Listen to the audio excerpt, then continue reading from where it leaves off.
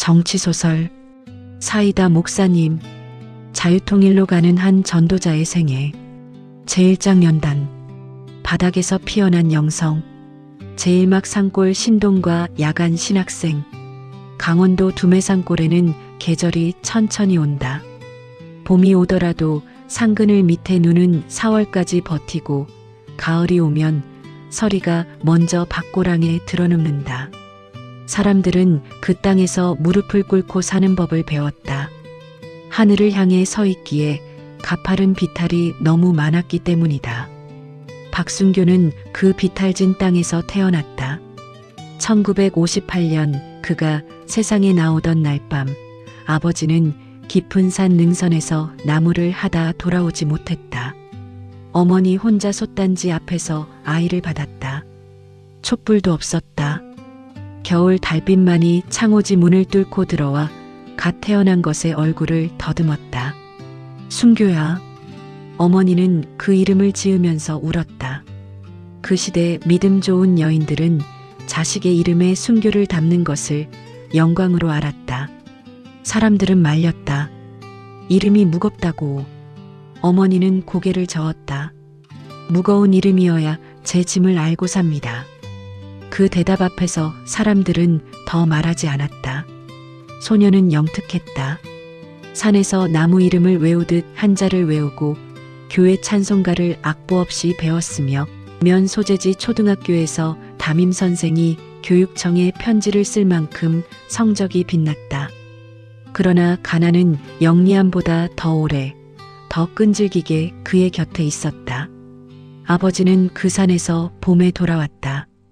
두 발가락이 동상으로 뭉개진 채. 그 후로 아버지는 날씨가 차가워지면 방 한켠에 웅크렸고 생계는 어머니의 삭바느질과 소년의 새벽 신문 배달로 이어졌다. 순교는 12살 때 이미 돈이 무엇인지 없음이 무엇인지를 살로 알았다. 그래도 교회는 갔다. 면 소재지 복음교회의 낡은 마루 위에 앉아 목사님의 설교를 들을 때만큼은 가난이 잠시 그를 놓아주는 것 같았다. 하나님이 이 세상을 이렇게 만들지 않으셨다는 말, 공의가 있다는 말, 그 말들이 소년의 가슴 속에 조용히 뿌리를 내렸다. 중학교를 마친 해 순교는 서울로 올라왔다. 서울역 앞에 내렸을 때 그는 가방 하나, 주소 하나, 그리고 삼촌이 써준 속에 편지 한 장을 가지고 있었다. 역 광장에 사람들이 쏟아졌다. 경부선에서 내린 사람들, 호남선에서 내린 사람들, 영동선에서 내린 사람들이 한데 섞여 각자의 꿈을 어깨에 진 채 흩어졌다. 16살 소녀는 그 흐름 속에 잠시 멈춰서서 생각했다. 나는 여기서 무엇이 될 것인가? 답이 없었다. 아직은 없었다. 청계천 근처 작은 인쇄소에 취직했다. 활자를 납으로 조판하는 일이었다. 손에 납 냄새가 배었고 손가락 마디가 굳었다. 아침 7시부터 저녁 7시까지 서서 일하고 밤 8시에는 종로구 뒷골목 야간 신학교 계단을 올랐다. 박순교, 너 또 졸았어? 성경 헬라어를 가르치는 류 교수가 칠판을 두드리며 물었다. 순교는 눈을 비볐다. 아닙니다. 그럼 방금 내가 한 말 반복해봐. 바울이 에베소서 2장 8절에서 말하는 은혜는 카리스이며 이는 값없이 주어지는 신적 호의입니다. 교실이 잠깐 조용해졌다. 류 교수가 입술을 실룩였다. 그는 졸면서도 듣고 있었던 것이다. 야간 신학교는 특별한 곳이었다. 엘리트 신학교에서 정원을 채우지 못한 과목들을 구겨 넣어 만든 커리큘럼이 아니었다. 주경야독하는 사람들의 학교였다. 낮에 목수일을 하다 온 집사, 간호조무사 가운을 벗자마자 달려온 권사, 종로우가 시장에서 나무를 팔다 온 전도사, 지망생. 그들이 형광등 아래 앉아 성경을 읽었다. 순교는 그들 사이에서 뭔가를 배웠다. 학교가 가르치는 것이 아니라 그들의 삶이 가르쳐주는 것.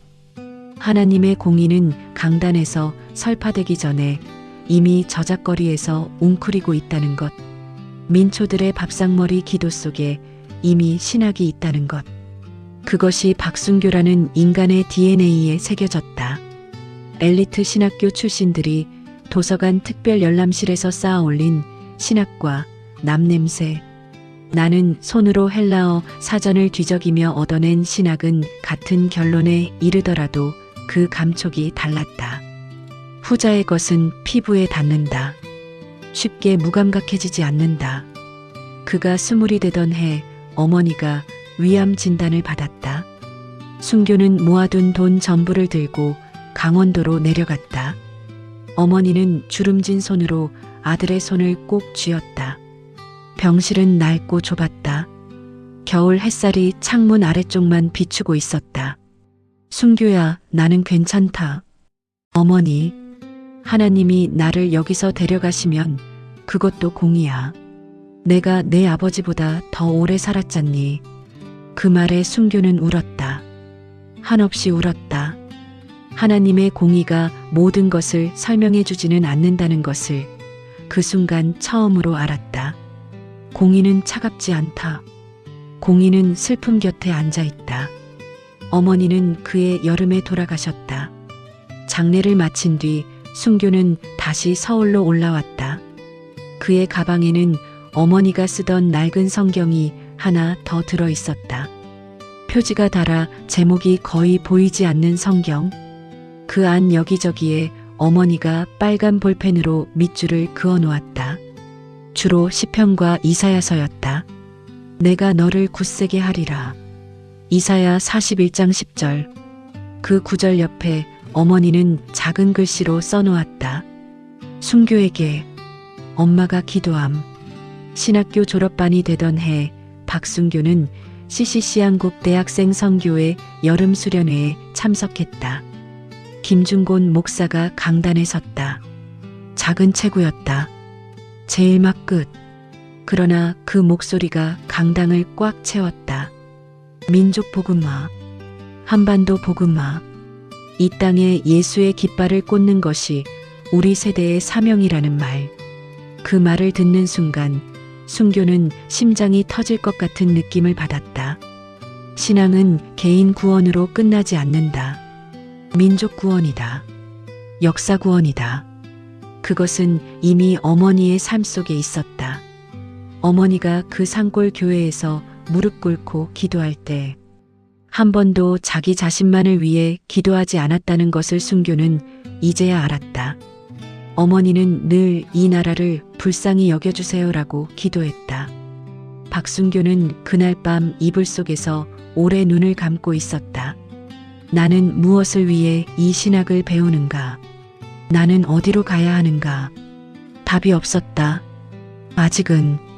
그러나 그 물음이 진지하게 그의 안에서 불붙기 시작했다는 것이 이미 하나의 대답이었다. 신학교를 졸업하고 그는 서울 변두리의 개척교회를 열었다. 구로동 시장 골목 아니었다.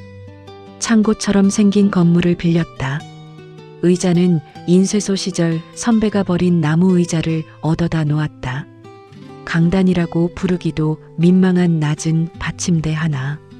전도지를 들고 시장 골목을 돌았다. 새벽 기도를 인도했다. 밤에는 신방을 갔다. 첫 주일 6명이 왔다. 3개월째 32명이 됐다. 6개월째 75명. 1년째 110명. 그들은 대부분 시장 상인이었고 공장 노동자였고 파출부였고 야간 경비원이었다. 아무도 명함에 직함을 쓸만한 사람이 없었다. 그러나 주일 아침 그 낡은 창고 예배당 문을 열고 들어오는 그들의 얼굴에는 무언가가 있었다. 박순교는 그것을 무엇이라 부를지 한참 생각하다가 마침내 이름을 붙였다. 존엄. 세상이 그들에게 가난을 주었다. 세상이 그들에게 낮은 계급을 주었다.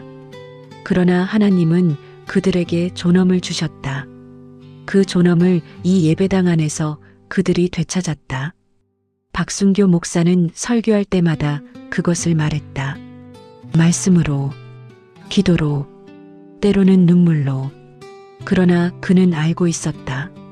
이것만으로는 부족하다는 것을. 예배당 안의 구원과 예배당 밖의 나라 사이에 아직 해결되지 않은 무엇이 있다는 것을. 이승만이 세운 자유민주주의의 기반이 어떻게 흔들리고 있는지. YMCA 세미나에서 만난 선배 목사들이 낮은 목소리로 나누던 이야기들. 주사파, 이념, 체제전쟁. 박순교는 그것들을 아직 멀리서 바라보고 있었다. 발이 땅에 닿는 사목의 일이 우선이었다. 그러나 그 먼 곳의 불길이 언젠가는 이 골목까지 번져온다는 것을 가난한 사람들의 교회에서 민초의 삶을 섬기며 배운 그가 누구보다 먼저 직감하고 있었다. 산골 소녀는 야간 신학생이 됐고 야간 신학생은 변두리 목사가 됐다. 그 목사의 손에는 아직도 남 냄새가 남아 있었다. 그리고 그 손은 어머니가 물려준 빨간 밑줄 가득한 성경을 꼭 쥐고 있었다. 광장의 사자가 되기까지 아직 많은 날들이 남아 있었다. 그러나 이미 시작되었다. 하나님이 한 사람의 인생을 벼르고 있었다. 제2장 투쟁, 체제 전쟁과 고난의 멍에, 인간의 한계 앞에서 하나님이 하시는 일, 제3막 황장엽의 경고, 거룩한 분노가 한 인생을 바꾸다.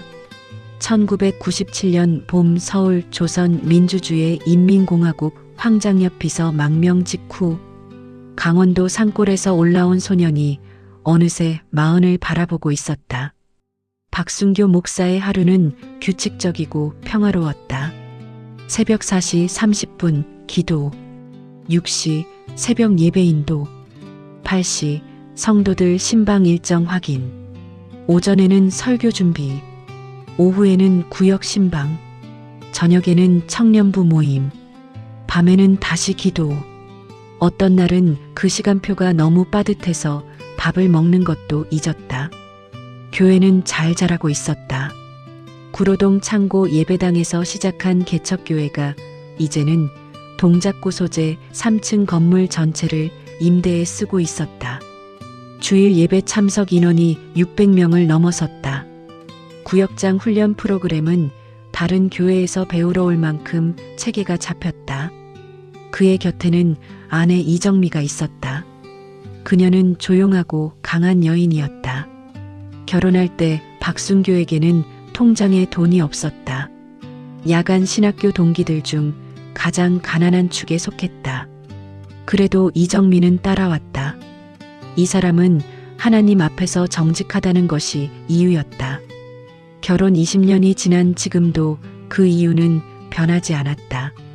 다만 그 정직함이 때때로 가족을 위험에 빠뜨린다는 것만 빼면. 그해 2월 황장엽 망명 뉴스가 터졌다. 박순교는 저녁 뉴스로 그것을 처음 들었다. 식사 중이었다. 밥숟가락을 내려놓고 텔레비전 앞으로 갔다. 아내가 불렀다. 그는 듣지 못했다. 조선노동당 서기국 비서, 주체사상의 이론적 설계자, 김일성이 직접 발탁한 인물. 그가 베이징 한국 대사관으로 뛰어들었다. 박순교는 그날 밤 잠을 자지 못했다. 뭔가가 그를 흔들었는데 그것이 무엇인지 정확히 말할 수 없었다. 이사야서를 폈다. 에스겔서를 폈다. 성경은 그에게 항상 말을 걸었지만 그날 밤은 달랐다. 성경이 읽히는 것이 아니라 성경 속에서 이 나라의 지도가 보이는 것 같은 느낌. 새벽 기도 시간에 그는 이상한 것을 경험했다. 기도가 나오지 않았다. 입이 열리지 않았다. 그냥 앉아 있었다. 어두운 예배당에 혼자. 그리고 한참 뒤에 어떤 무게가 그의 가슴 위에 내려앉는 것 같은 느낌. 나중에 그는 그것을 이렇게 설명했다. 기도를 하는데 이 나라가 제 가슴 위에 올라왔습니다. 너무 무거워서 숨이 막혔습니다. 그게 하나님의 음성이었는지는 모르겠어요. 그런데 그 무게가 그 이후로 내려가지 않았습니다. 황장엽의 강연 1998년 봄 여의도. 1998년 3월 서울 여의도 국회의원회관 강당 청중 약 380명. 강연 초대장이 왔다. 자유민주주의 연구소 명의였다. 박순교는 처음에 가지 않으려 했다. 그날은 구역 신방 일정이 빠듯했다. 장로에게 대신 다녀오라고 할 생각이었다. 그런데 이상하게 그 초대장이 눈에 걸렸다. 사흘 동안 책상 위에 올려놓고 치우지 않았다. 강연 당일 아침 갑자기 마음이 움직였다. 신방 일정을 장로에게 맡기고 버스를 탔다. 강당은 빽빽했다. 예비역 군인들, 보수 언론인들, 재야 목사들, 각계 시민단체 대표들, 언론 카메라가 서너 대 설치돼 있었다. 박순교는 뒷줄에 조용히 앉았다. 목에 성직자 칼날을 달았지만 아는 사람이 없었다. 그는 아직 광장의 사람이 아니었다. 황장엽이 단상에 올랐다. 작은 체구의 노인이었다. 그러나 그가 단상을 걸어가는 걸음에 이상한 무게가 있었다. 50년 이상 세계에서 가장 폐쇄적인 체제의 핵심부에 있었던 사람의 무게. 그는 단상에 서서 잠시 청중을 바라봤다. 그 눈에 두려움과 확신이 동시에 들어 있었다. 마이크를 잡았다. 황장엽 강연 핵심 발언 재구성. 저는 대한민국에 오기 전에 죽을 각오를 했습니다. 지금도 그 각오가 변하지 않았습니다. 제가 이 자리에서 말하는 것은 정치적 목적이 없습니다. 저는 그저 진실을 말하고 싶어서 여기까지 왔습니다. 대한민국에는 현재 고정간첩이 5만 명 이상 활동하고 있습니다. 강당이 얼어붙었다. 누군가 헛기침을 했다. 그리고 다시 완전한 침묵. 그들은 공장에 있고, 학교에 있고, 언론사에 있고, 법원에 있고, 군에 있고, 종교단체에 있습니다. 그리고 그들은 지금 이 순간에도 활동하고 있습니다. 주체 사상을 이식하고 대한민국의 기초를 조금씩 무너뜨리고 있습니다. 주체 사상은 종교가 아닙니다. 종교보다 더 강한 것입니다. 그것은 신을 김씨 일가로 교체한 정교한 세뇌체계입니다. 일단 주입되면 스스로 생각하는 능력이 마비됩니다. 그리고 이것이 지금 이 나라의 대학 강의실에서, 노동 현장에서, 일부 진보 교회의 강단에서 민주주의와 인권의 언어를 빌려 유통되고 있습니다. 황장엽이 잠시 멈췄다. 물을 마셨다. 그리고 다시 말했다. 이것을 모르는 나라는 잠자는 나라입니다. 잠자는 사이에 안방이 넘어갑니다. 저는 그것을 막기 위해 왔습니다. 제게 시간이 얼마나 남았는지 모르지만 그것이 제 마지막 일입니다. 강연이 끝났다. 박순교는 자리에서 일어나지 못했다. 사람들이 빠져나갔다. 일어서려 했는데 다리에 힘이 들어가지 않았다. 그냥 앉아 있었다. 청소부가 의자를 정리하기 시작했다. 그래도 앉아 있었다. 마침내 강당에 그 혼자만 남았을 때 박순교는 두 손으로 얼굴을 감쌌다. 뭔가가 그 안에서 움직이고 있었다. 부서지는 소리가 났다. 아니면 쌓이는 소리가 났다. 오랫동안 그것이 부서지는 것인지 쌓이는 것인지 알 수 없었다. 나중에야 알았다. 그것은 동시에 일어나는 것이었다. 안온함이 부서지고 사명이 쌓이는 것. 목양실이 부서지고 광장이 세워지는 것. 나는 왜 목양실에만 있었는가? 그 질문이 칼처럼 꽂혔다. 600명 성도를 섬기는 동안 그 밖의 나라가 조용히 다른 방향으로 기울고 있었다. 그는 양들의 목자였지만 울타리 밖의 늑대를 보지 않으려 했다. 아니, 보고 싶지 않았다. 광장은 피곤한 곳이었으니까. 갈등은 더러운 것이었으니까. 어머니의 성경 구절이 떠올랐다. 내가 너를 굳세게 하리라. 내가 나의 의로운 오른손으로 너를 붙들리라. 그날 밤 집에 돌아온 박순교는 아내에게 강연 내용을 이야기했다. 이정민은 밥을 먹다가 수저를 놓고 남편의 눈을 봤다. 여보, 당신 눈빛이 달라졌어요. 어떻게요? 무서운 눈빛이에요. 예전에 처음 개척교회 시작할 때 봤던 눈빛. 박순교는 아무 말도 하지 않았다. 그것이 대답이었다. 제3학 광장으로 나가다. 첫 번째 전쟁의 시작. 1999년 2003년 구로동 교회 갈등 광화문 광장 첫 등장. 교회 안의 전쟁. 광장으로 나가기 전에 먼저 교회 안에서 전쟁이 일어났다. 박순교가 주일 설교에서 처음으로 종북이라는 단어를 사용한 날 강단 아래에서 누군가 자리에서 일어나 걸어나갔다. 청년부 대학생 2명이었다. 그들은 다음 주에도 오지 않았다. 그 다음 주에도 방해가 열렸다. 장로 6명이 둘러앉았다. 분위기가 무거웠다. 원로 장로 박재순이 조심스럽게 말했다. 목사님, 교회가 정치적으로 보이면 성도들이 떠납니다. 박순교는 고개를 끄덕였다. 그것이 틀린 말이 아니라는 것을 알았다. 장로님 말씀이 맞습니다. 그런데 나라가 기울어지는 것을 보면서 교회가 잠자코 있는 것이 맞습니까? 목사님, 우리 교회 성도 중에 다양한 정치적 생각을 가진 분들이 있습니다. 강단에서 한쪽 편을 드는 것처럼 보이면 저는 한쪽 편을 드는 것이 아닙니다. 성경이 말하는 공의를 말하는 것입니다. 당회는 결론을 내리지 못하고 끝났다. 그것이 더 나빴다. 결론 없는 갈등은 오래 썩는다. 그 후 3개월 동안 성도 수가 줄었다. 정확히 말하면 주일 예배 출석이 580명에서 490명으로 줄었다. 숫자가 주는 느낌은 냉정하다. 90명. 거기에 이름이 있고 얼굴이 있고 그와 나눈 기도가 있는 사람들이었다. 어느 날 저녁 목양실에 혼자 앉아 있는데 눈물이 났다. 이것이 맞는 길인가? 하나님이 정말 이 길로 부르신 것인가? 아니면 내 고집인가? 내 정의감인가? 내 오만인가? 기도를 시작했다. 오래 기도했다. 새벽 2시가 됐다. 그때 어떤 평안이 왔다. 그 평안은 상황이 바뀌었기 때문이 아니었다. 아무것도 바뀌지 않았다. 성도 수는 그대로 줄어 있었다. 갈등은 그대로였다. 그런데 마음이 조용해졌다.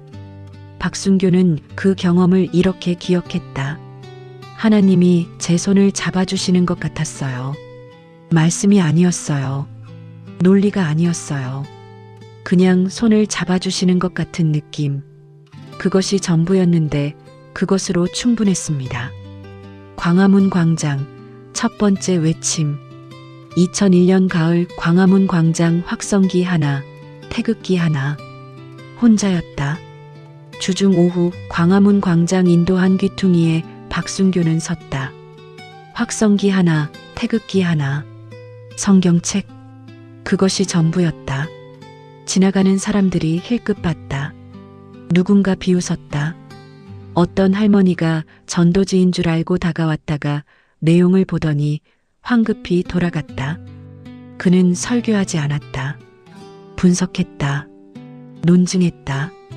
국민 여러분, 지금 이 나라에서 일어나고 있는 일을 아십니까?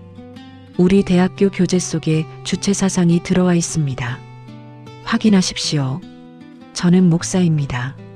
저는 성경을 읽는 사람입니다. 성경의 논리로 이것을 말씀드립니다. 자유는 거저 오지 않습니다. 지키지 않으면 빼앗깁니다.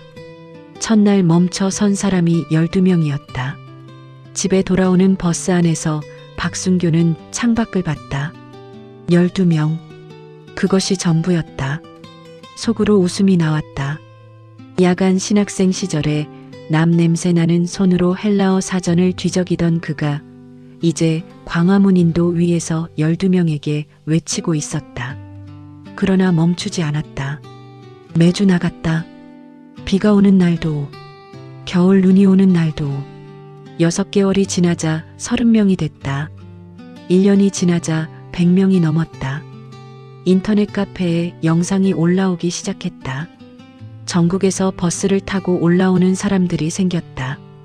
그것과 함께 적들도 생겼다. 최초의 위협. 2002년 가을 처음으로 협박 전화가 왔다. 밤 10일씨였다. 번호가 없었다.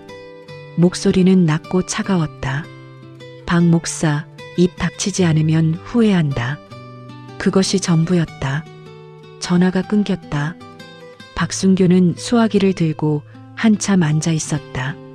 두렵지 않다고 말하면 거짓말이 됐다. 두려웠다.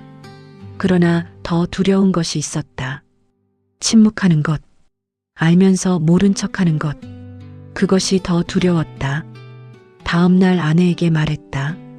이정민은 듣고 잠시 눈을 감았다. 그리고 말했다.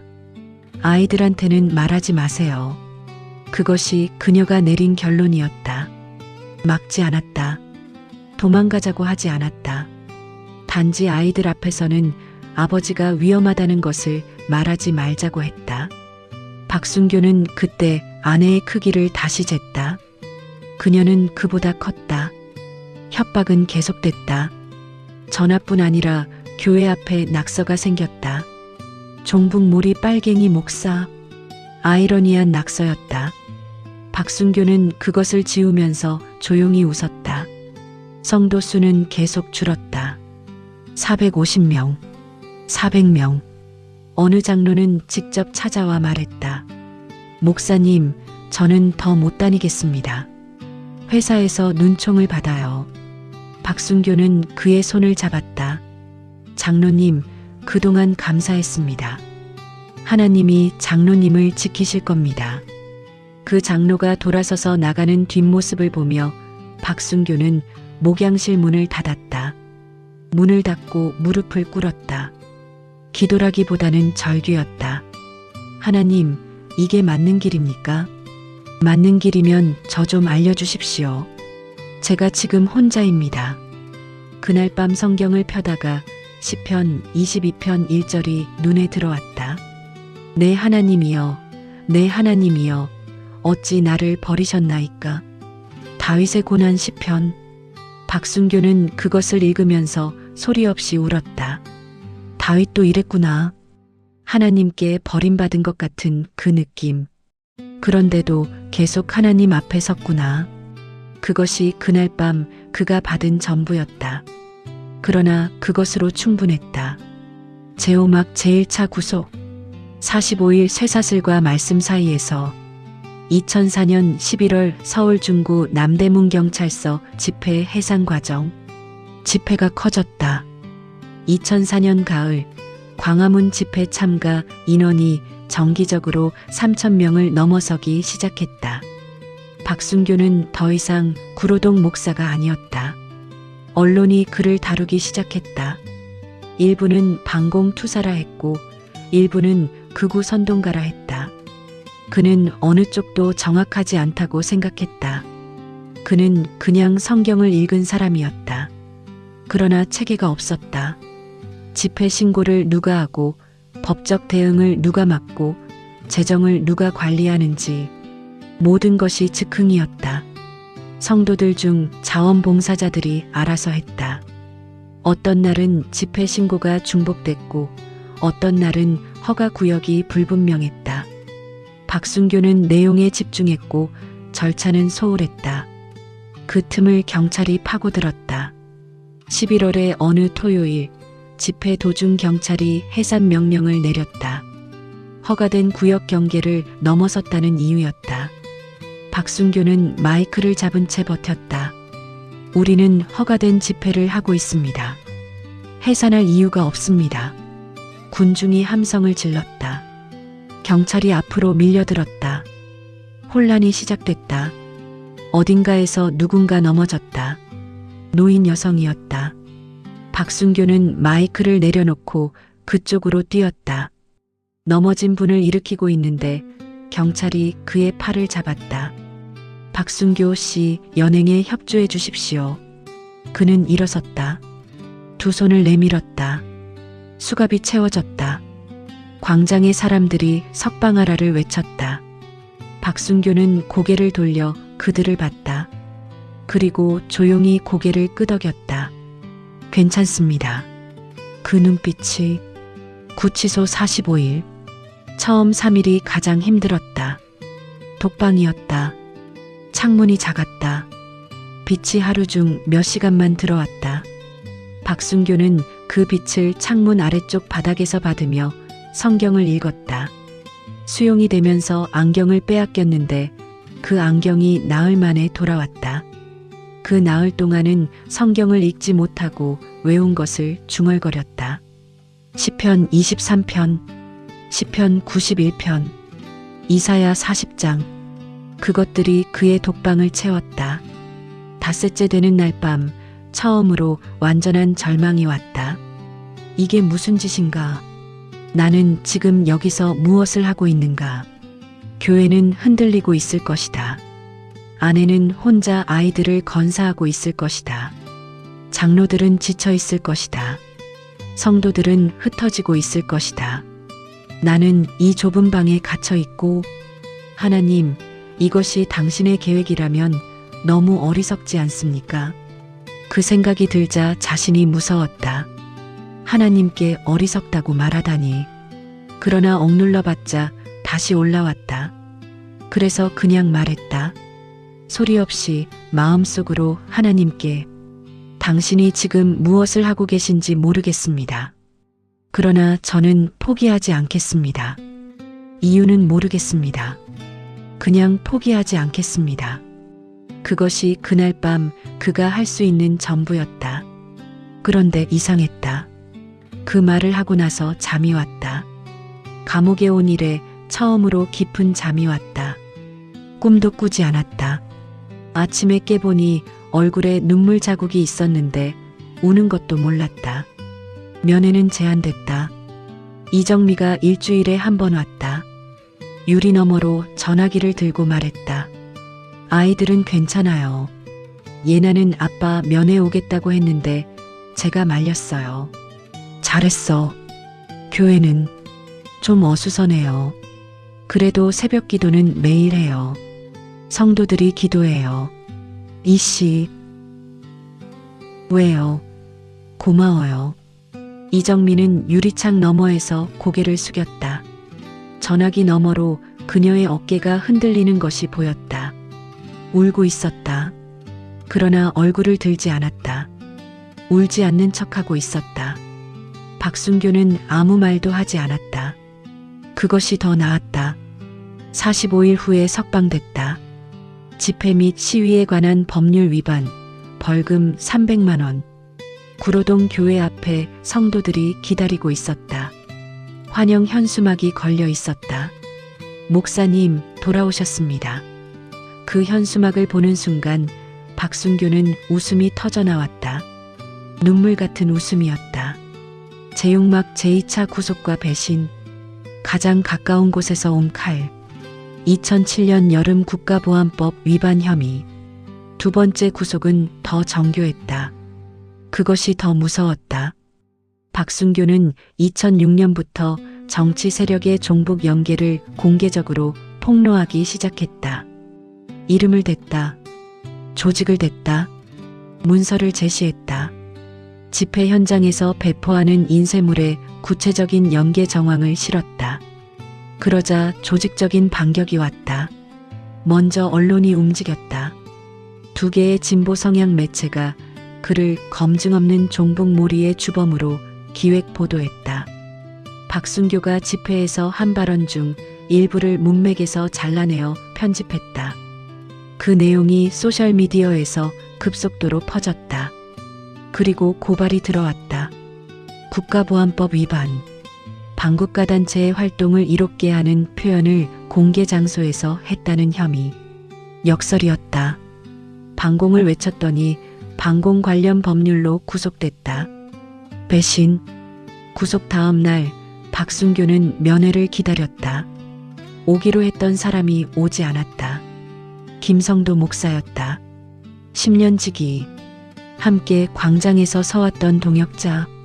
집회를 함께 이끌었고 기도를 함께 했고 밥을 함께 먹었던 사람. 첫 번째 구속대는 면회를 가장 먼저 온 사람이었다. 오지 않았다. 이틀이 지났다. 사흘이 지났다. 정갈도 없었다. 나중에 알았다. 그가 기자들에게 한 말을. 박 목사의 과격한 발언이 이런 결과를 낳았다고 생각합니다. 우리는 노선을 재검토할 필요가 있습니다. 그 인터뷰가 신문에 실렸다. 박순교가 구금된 상태에서 이정미가 면회 와서 그 신문을 내밀었다. 그리고 아무 말도 하지 않았다. 박순교가 그 인터뷰를 읽었다. 유리창을 통해 보이는 아내의 얼굴이 단단했다. 화가 나 있는 것도 아니었다. 그냥 단단했다. 박순교는 신문을 밀어냈다. 이씨, 김성도 목사 미워하지 마세요. 이정미가 눈을 크게 떴다. 두려운 거예요. 사람은 두려우면 떠납니다. 뭐라 해야겠어요. 이정미가 고개를 끄덕였다. 그리고 눈물을 흘렸다. 이번에는 숨기지 않았다. 그날 밤 독방에서 박순교는 오래 기도했다. 분노가 올라왔다. 그것을 억누르려 하지 않았다. 다윗도 시편에서 원수를 향한 분노를 날 것으로 표현했다. 박순교는 그 분노를 하나님 앞에 그대로 가져갔다. 저 사람이 배신했습니다. 저는 지금 배신감을 느낍니다. 그리고 솔직히 말씀드리면 하나님께 화가 납니다. 왜 이렇게 하십니까? 말하고 나니 조금 나았다. 하나님은 화나는 기도도 받으신다. 그것을 그는 이 구치소에서 배웠다. 30일 구류 끝에 기소유예로 석방됐다. 구치소 문을 나서는데 김성도 목사는 거기에 없었다. 최진국 장로만 차를 가지고 기다리고 있었다. 목사님, 저라도 있어서 다행입니다. 박순교가 차에 탔다. 서울 하늘이 맑았다. 있어줘서 고맙습니다. 진국 장로. 제7막 제3차 구속 다리. 병상에서 하나님과 독대하다. 2010년 겨울 세 번째 구속, 구류 60일 당뇨 합병증. 세 번째 쇠사슬. 세 번째가 오는 것을 박순교는 알고 있었다. 느꼈다.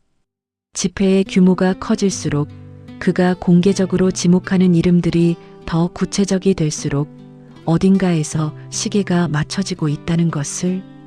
그래도 멈추지 않았다. 멈추면 진 것이라는 생각이 아니라 멈추면 안 된다는 것이 속에서 올라왔다. 2010년 10월 허위사실, 유포 및 명예훼손 혐의로 체포영장이 집행됐다. 이번에는 심야에 왔다. 밤 11시 경찰 셋이 교회 목양실 문을 두드렸다. 박순교는 성경을 읽고 있었다. 문을 열었다. 박순교 씨, 동행해 주시겠습니까? 그는 성경을 책상에 내려놓고 외투를 집어들고 문을 잠그고 경찰을 따라갔다. 별말 없이. 구류 기간은 60일이었다. 역대 최장. 몸의 배신. 구류 20일째. 오른쪽 발이 이상했다. 당뇨는 오래된 것이었다. 야간 신학생 시절부터 가지고 다닌 병이었다. 불규칙한 식사, 과로, 스트레스. 그것들이 몸에 청구서를 보내왔는데 그는 오래 무시했다. 인슐린을 맞으면서 집회를 다녔다. 약을 먹으면서 신방을 다녔다. 그 청구서가 구치소 독방에서 터졌다. 발가락이 검어지기 시작했다. 처음에는 그냥 혈액순환이 나쁜 것이라 생각했다. 담당 교도관에게 말했다. 의무실 의사가 왔다. 얼굴이 굳어졌다. 괴사가 시작됐습니다. 병원으로 이송됐다. 혈관외과 전문의가 검진했다. 결론은 명확했다. 발목 아래를 절개하지 않으면 괴사가 무릎 위까지 올라간다. 박순교는 검진 결과를 들으면서 아무 말도 하지 않았다. 의사가 불안해했다. 박 목사님, 이해하셨습니까? 지금 수술이 불가피합니다. 알겠습니다. 동의서에 서명해 주셔야 합니다. 알겠습니다. 의사가 나갔다. 병실에 혼자 남았다. 창문 밖으로 겨울 하늘이 보였다. 12월이었다. 하늘이 낯빛이었다. 구름 사이로 해가 아주 조금 보였다가 사라졌다. 병실에서의 기도. 그날 밤 이정미가 왔다. 경찰관이 동행했다. 그녀는 병실에 들어서는 순간 남편의 발을 봤다. 검고 부어오른 것을. 그리고 얼굴이 하얗게 됐다. 여보. 박순교는 손을 내밀었다. 그녀가 와서 손을 잡았다. 괜찮아요. 어떻게 괜찮아요? 어떻게? 이씨, 눈 봐요. 내 눈 봐요. 이정미가 고개를 들었다. 눈물이 볼을 타고 내리고 있었다. 나 괜찮아요. 진짜로. 지금 마음이 이상하게 평안해요. 그 말이 거짓이 아니었다. 이상했다. 발이 잘려나간다는 것을 방금 들었는데 마음이 조용했다. 폭풍 중에 잔잔함이란 이런 것인가. 예수님이 풍랑 속에서 주무신 것이 이해됐다. 이정미가 돌아간 뒤 밤이 깊었다. 당직 간호사가 마지막 체크를 하고 나갔다. 병실에 혼자였다. 경찰관은 복도에 있었다. 박순교는 눈을 감고 기도를 시작했다. 처음에는 말이 없었다. 그냥 하나님 앞에 있었다. 한참 그렇게 있다가 말이 나오기 시작했다. 하나님, 제 다리를 가져가십시오. 그 말을 하고 나서 그도 놀랐다. 자신이 그 말을 할 줄 몰랐다. 억지로 만들어낸 말이 아니었다. 올라온 말이었다. 가져가십시오. 이 나라에 자유통일을 주십시오. 다리 하나로 그 일을 할 수 있다면 기꺼이 드리겠습니다. 당신이 이승만에게 건국을 맡기셨듯 박정희에게 경제를 맡기셨듯 이 시대에 누군가를 쓰신다면 저를 쓰시든 아니면 길 닦는 사람으로 쓰시든 저는 상관없습니다. 당신의 뜻대로 하십시오. 기도가 끝났다. 눈을 떴다. 낯빛 창문 밖 하늘에 별 하나가 보였다. 구름이 갈라진 틈으로. 작고 희미했지만 분명히 있었다. 박순교는 그 별을 오래 바라봤다. 그것이 대통령 출마의 결심이 아니었다. 그것은 손을 놓아버리는 것이었다. 내가 계획을 주도하는 것이 아니라 하나님이 주도하게 하는 것. 그것이 이 사람의 가장 깊은 항복이었다. 그리고 항복의 자리에서 이상하게 새로운 힘이 솟아났다. 수술, 그리고 봄. 수술은 4시간이 걸렸다. 전신마취에서 깨어나니 오른쪽 발목 아래가 없었다. 이정미가 손을 잡고 있었다. 눈이 충혈돼 있었다. 밤을 새운 것이었다. 잘 됐어요. 그 세 글자가 전부였다. 박순교는 그 손을 꼭 쥐었다. 그것으로 충분했다. 의족 적응 훈련을 6주 했다. 처음에는 넘어졌다. 2번, 3번. 재활치료사가 잡아주려 했는데 박순교는 손을 저었다. 혼자 일어서겠습니다. 그는 혼자 일어섰다. 더 넘어졌다. 그래도 혼자 일어섰다. 재활치료사가 나중에 이정미에게 말했다고 한다. 저렇게 고집 센 환자는 처음 봤습니다. 석방되는 날 봄이었다. 교회 앞에 성도들이 기다리고 있었다. 누군가 벚꽃 화분을 가져왔다. 박순교는 의족을 달고 그 앞에 섰다. 아무도 다리 이야기를 꺼내지 않았다. 모두가 그냥 반갑게 껴안았다. 그것이 맞는 방식이었다. 제8막 5년의 침묵. 평범한 목사로 살기 가장 달콤한 유혹. 2013년 2017년 조용한 5년. 가장 조용했던 5년이었다. 그리고 가장 위험했던 5년이었다. 위험하다는 것은 박해가 있었다는 말이 아니다. 그 반대였다. 아무 일도 일어나지 않았다. 그것이 위험했다. 교회는 회복됐다. 떠났던 성도 일부가 돌아왔다. 새로운 성도들도 왔다. 주일 예배 인원이 다시 600명을 넘어섰다.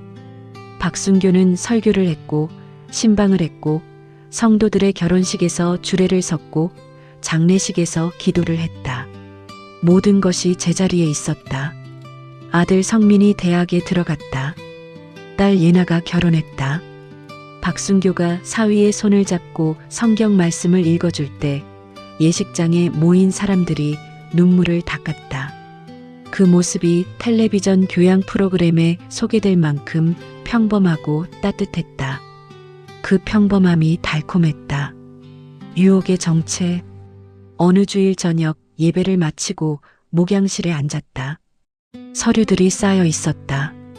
다음 주 결혼식 주례 요청, 노인 대학 강의 요청, 지역 목사 모임 식사 초청, 지극히 평화로운 일상의 서류들. 박순교는 그것들을 보면서 갑자기 이상한 생각이 들었다. 이렇게 살아도 되는 것 아닌가? 이것으로 충분하지 않은가?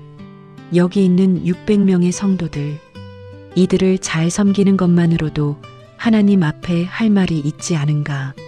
그 생각이 싫지 않았다. 그것이 문제였다. 광장이 그립지 않았다.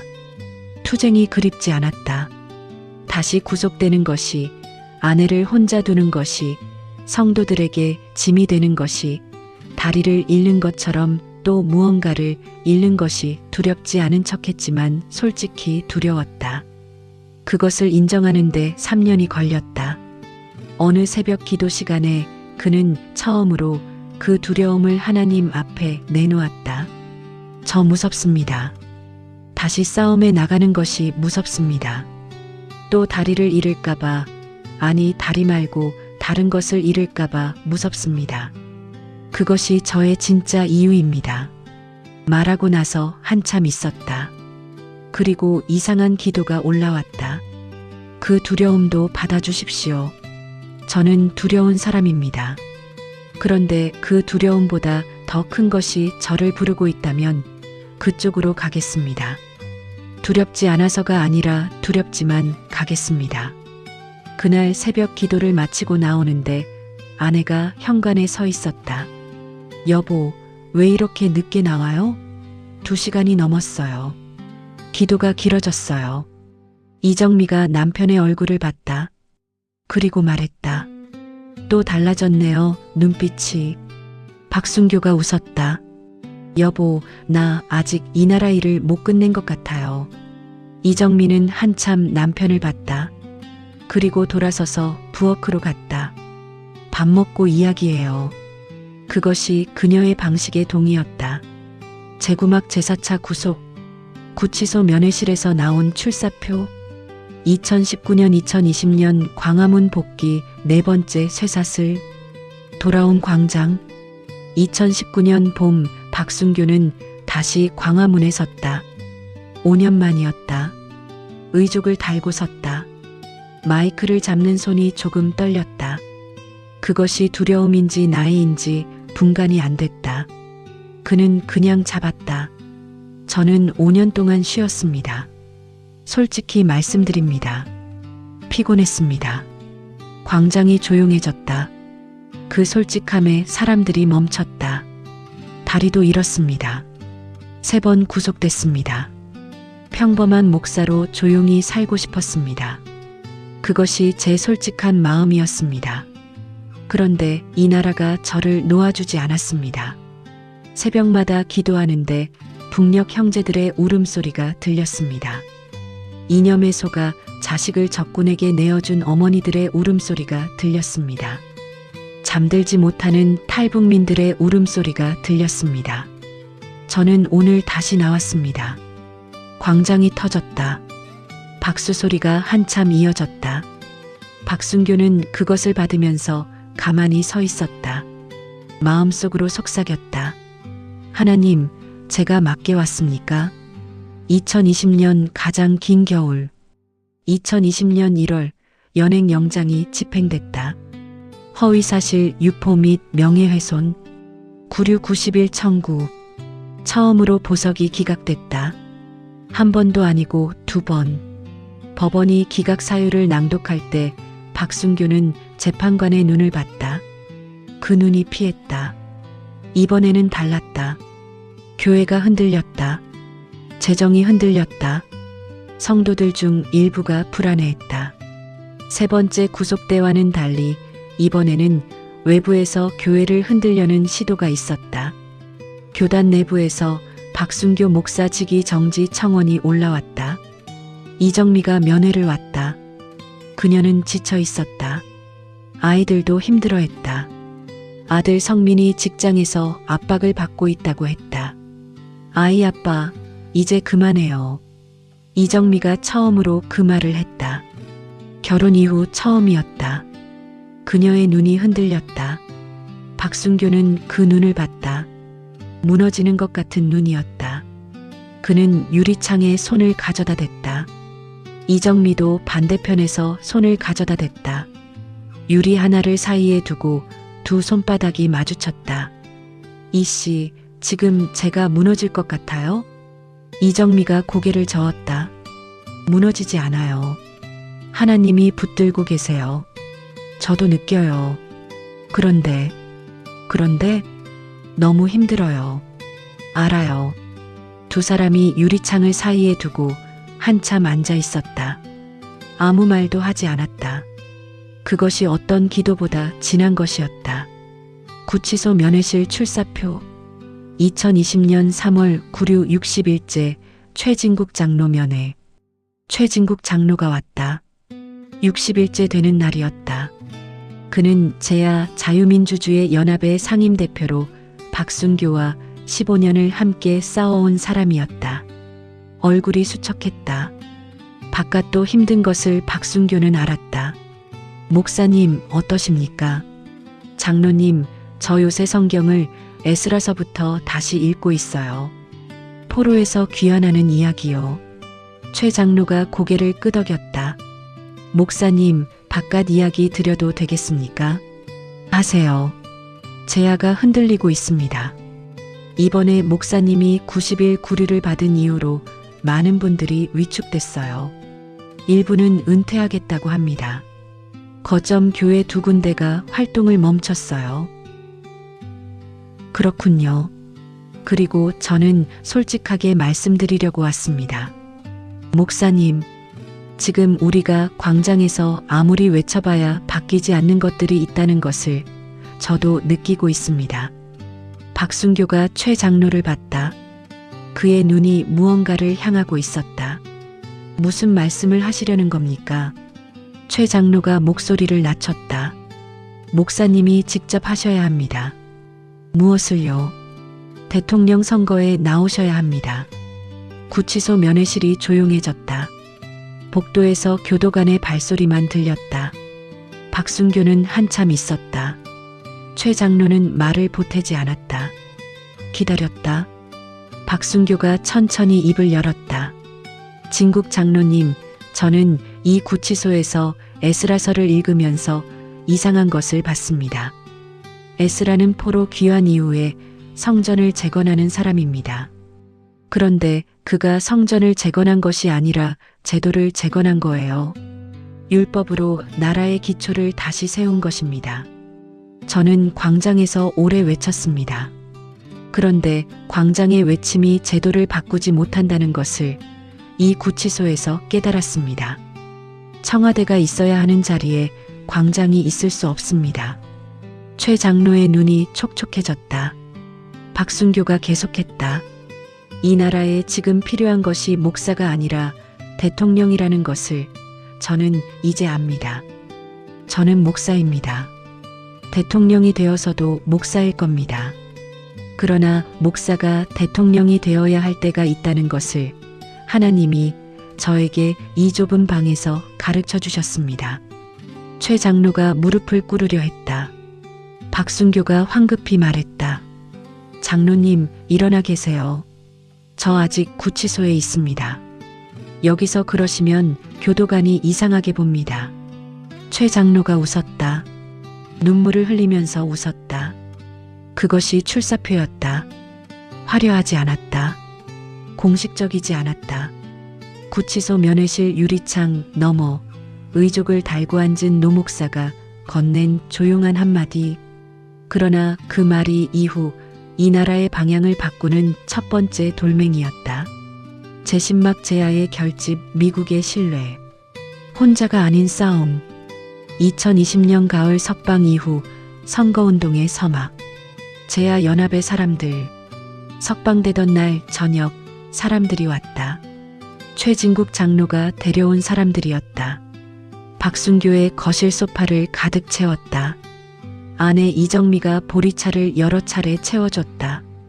자유민주주의 연합 상임대표 오세균, 예비역 육군 중장 박동일, 탈북자 지원 단체 연합의장 이승복, 철학과 교수 출신 농객 황재원, 그리고 무소속으로 17대 국회의원을 지낸 전태성. 박동일이 먼저 말했다. 목사님, 저는 38년 군 생활을 했습니다. 제가 본 지도자 중에 목사님처럼 싸움을 아는 분을 못 봤습니다. 그 싸움을 이제 청와대에서 하셔야 합니다. 오세균이 말했다. 제야 조직은 저희가 맡겠습니다. 전국 180개 보수 시민단체와 연계하겠습니다. 이승복이 말했다. 탈북민 5만 명이 있습니다. 그들이 목사님 이야기를 압니다. 그들이 직접 유세에 나서겠습니다. 박순교는 그들의 말을 들으면서 조용히 앉아 있었다. 그리고 말했다. 저는 한 가지 조건을 드리겠습니다. 저는 이 선거를 정치로 하지 않겠습니다. 사명으로 하겠습니다. 그 방식이 불편하신 분은 지금 나가셔도 됩니다. 아무도 나가지 않았다. 박동일이 조용히 말했다. 그게 제가 오고 싶었던 이유입니다. 돈이 없었다. 첫 번째 위기는 재정이었다. 선거에는 돈이 든다. 조직을 유지하는 데 돈이 들고, 광고에 돈이 들고, 유세버스에 돈이 든다. 박순교는 교회 재정을 선거에 쓸 수 없었고, 개인 통장은 거의 비어 있었다. 선거 운동 시작 한 달 만에 운영 자금이 바닥을 드러냈다. 참모진이 긴급 회의를 열었다. 분위기가 무거웠다. 최진국 장로가 말했다. 목사님, 솔직히 드리겠습니다. 지금 이 속도로 가면 2달 뒤에는 사무실 임대료도 못 냅니다. 박순교가 고개를 끄덕였다. 알겠습니다. 내일 새벽 기도하겠습니다. 참모진 중 전태성이 혀를 찼다. 그는 정치인 출신이었다. 새벽 기도로 재정 문제가 해결된다고 생각하지 않았다. 그런데 이틀 뒤 전국에서 소액 후원이 쏟아지기 시작했다. 유튜브에 올라간 박순교의 연설 영상 하나가 48시간 만에 조회수 400만을 넘어섰다. 영상을 본 사람들이 자발적으로 후원 계좌를 퍼뜨렸다. 3일 만에 1억 2천만 원. 평균 후원금이 2만 3천 원이었다. 이름 없는 사람들의 돈이었다. 전태성이 그 집계표를 보면서 말했다. 목사님, 저는 정치를 오래 했는데 이런 것은 처음입니다. 박순교가 웃었다. 저도 처음입니다. 제임스 코넬리 미국의 문이 열리다. 2021년 봄 미국 복음주의 선교연합 워싱턴 DC. 영어로 된 문자 메시지가 왔다. SUNHYO I heard you are running. We are praying for you. 순교, 나는 내가 출마한다는 소식을 들었다. 우리가 너를 위해 기도하고 있다. 제임스 코넬리였다. 1990년대 초 구로동 공단에서 함께 일했던 미국인 선교사. 그는 지금 미국 복음주의 선교연합의 고위 임원이었다. 두 사람은 영상통화를 했다. 코넬리는 처음과 똑같았다. 흰머리가 늘었고 얼굴이 주름졌지만 눈이 똑같았다. 구로동 시장 골목에서 함께 전도지를 나눠주던 그 눈. 순교, 나는 여기서도 너의 이야기를 들어왔어. 3번의 구속, 다리. 그것이 다 전해졌어. 코넬리, 미국 사람들이 왜 그런 걸 알아요? 왜냐면 한국의 자유가 미국의 자유와 연결돼 있으니까. 그것을 아는 사람들이 여기도 있어. 코넬리를 통해 워싱턴으로 가는 문이 열렸다. 2021년 9월 박순교는 미국 의회 의원회관을 방문했다. 의족을 달고 통역 없이 영어로 말했다. 어눌하지만 직접적이었다. 상원 외교위원회 자문위원 리처드 에버스가 나중에 회고했다. 그 목사님이 말할 때 저는 준비된 연설문을 읽는 것이 아니라는 것을 알았습니다. 그것은 삶에서 나온 말이었습니다. 다리를 잃은 사람이 다리 이야기를 하지 않고 나라 이야기를 하는 것. 그것이 저에게 깊이 들어왔습니다. 미국 복음주의 선교연합이 공식 지지 성명을 발표했다. 국내 교민사회에서 기도 편지가 전국으로 발송됐다. 온라인으로 기도 모임이 열렸다. 국내 지지율이 조금씩 그러나 꾸준히 오르기 시작했다. 제11막 선거의 실현들. 하나님, 당신이 하십니까? 2022년 대통령 선거 D-120 D-1 TV 토론 집중 공격. 1차 TV 토론이 재앙이었다. 5명의 후보가 출연했다. 박순교는 마지막으로 소개됐다. 진행자가 그를 소개하는 짧은 멘트에 전직 구속 이력이 들어갔다. 의도적인 것이었다. 다른 후보들의 이력에는 그런 표현이 없었다.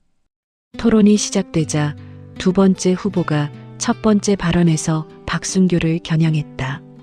박순교 후보께서 이른바 자유민주 진영을 대표하신다고 하시는데 세 차례 구속 이력을 가진 분이 대통령이 된다면 국가 이미지에 어떤 영향을 미칠지 유권자들이 생각해봐야 하지 않겠습니까? 방청객이 웅성거렸다. 박순교는 마이크를 잡지 않았다. 잠시 기다렸다.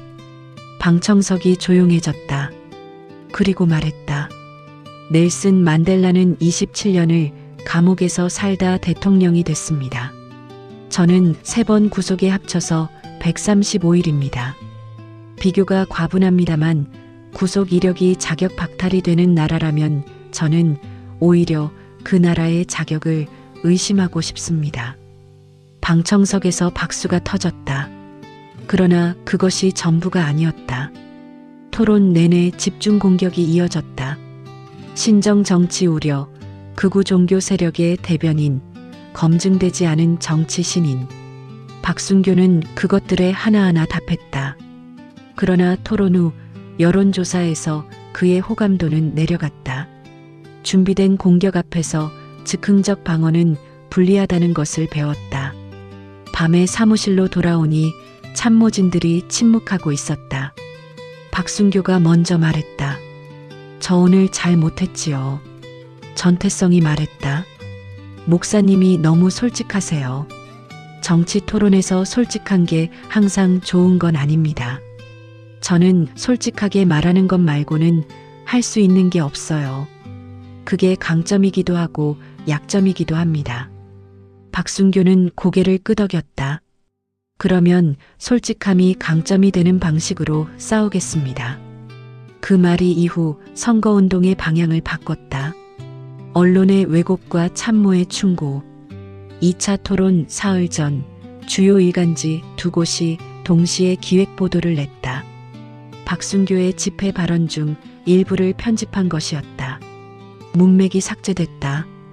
그 결과 그의 발언이 특정 종교 우월주의를 선동하는 것처럼 보이게 됐다. 사실이 아닌 보도였다.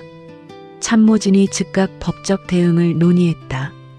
그러나 황재원 교수가 막았다. 법적 대응을 하면 이슈가 커집니다. 그것이 저쪽의 목적일 수 있습니다. 박순교가 말했다. 그러면 어떻게 하겠습니까? 아무 말하지 마세요. 대신 다음 유세에서 그 보도의 원본 영상을 직접 틀어주세요. 유권자들이 판단하게. 그것이 맞는 말이었다. 다음 유세 현장에서 박순교는 프로젝터 스크린에 원본 영상과 편집된 영상을 나란히 틀었다. 아무 말 없이 20초 분량의 원본과 8초로 잘린 편집본. 유권자들이 직접 봤다. 그 장면을 찍은 영상이 소셜미디어에서 폭발적으로 공유됐다. 그날 밤 지지율이 3%피 올랐다. 다리 질문. 선거 D-12 2차 TV 토론 후 스튜디오 밖. 토론을 마치고 스튜디오를 나서던 박순교 앞에 카메라 기자들이 몰렸다. 한 기자가 소리를 높였다. 후보님, 다리가 불편하신데 대통령이 되면 국정 수행이 가능하겠습니까? 잠깐 멈췄다. 주변이 조용해졌다. 그는 그 기자를 봤다. 아기가 있는 눈인지 그냥 질문인지 분간하려 했다. 분간할 수 없었다. 그래도 상관없었다. 그가 천천히 말했다. 이 나라를 세운 분들도 다 무언가를 잃었습니다. 독립군들은 가족을 잃었습니다. 625 전사자들은 생명을 잃었습니다. 저는 다리 하나 잃었습니다. 저는 오히려 묻고 싶습니다. 잃은 것이 없는 사람이 이 나라를 지킬 수 있겠습니까? 기자가 다음 질문을 잊었다. 그 영상이 다음 날 모든 방송 메인 뉴스에 올랐다. 그 짧은 15초 영상이 선거 역사상 가장 많이 공유된 후보 발언 영상 중 하나가 됐다. 지지율이 28%를 넘어섰다. 제12막 개표의 밤, 새벽 5시 22분, 2022년 3월 대통령 선거 개표 당일. 이기고 있었다. 지고 있었다. 개표 방송이 시작됐다. 박순교 캠프 사무실에 200명이 넘는 자원봉사자들이 모여 있었다. 구로동 시장 골목 옆 5층짜리 건물. 개척교회를 시작했던 그 동네. 일부러 그곳에 선거 사무실을 차렸다. 처음 자리. 다시 처음으로 돌아온 자리. 초반 개표에서 뒤졌다. 1위 후보와 4%피 차이가 났다. 사무실이 조용해졌다. 누군가 눈물을 닦았다. 박순교는 의자에 앉지 않았다. 서 있었다. 의족을 달고 서서 스크린을 봤다. 최진국 장로가 옆에 왔다. 목사님 앉으세요. 괜찮습니다. 개표율 50%, 격차가 2.8%피로 좁혀졌다. 개표율 70%, 1.4%피. 사무실이 다시 웅성거리기 시작했다. 누군가 기도하기 시작했다. 1명이, 10명이, 50명이. 자정이 넘었다. 새벽 1시, 개표율 82%, 박순교가 0.3%피 앞섰다. 스크린 아래에서 탄성이 터졌다. 그러나 아직 18%피가 남아 있었다. 뒤집힐 수 있었다. 박순교는 알고 있었다. 서서 기다렸다. 새벽 3시에 기도. 새벽 3시, 박순교는 사무실 한 귀퉁이로 갔다. 아무도 없는 자리. 창문 너머 서울 밤하늘이. 제3장 승리. 90년 만에 자유통일과 산화. 한 인간이 다 살아낸 순교의 생애. 역사적 배경 노트. 박순교 대통령이 취임한 해로부터 10년이 흘렀다. 이 장은 그 10년의 기록이다. 어떤 날은 전쟁 같았고 어떤 날은 기적 같았다. 그리고 마지막 날은 그 모든 것을 합친 것보다 조용하고 아름다웠다. 제일막 65세, 청와대에 입성하다. 전도자가 대통령이 된 날. 2022년 5월 10일 대통령 취임식 광화문 광장. 취임식 날 아침, 박순교는 일찍 일어났다. 새벽 4시 30분. 평생의 기상시각.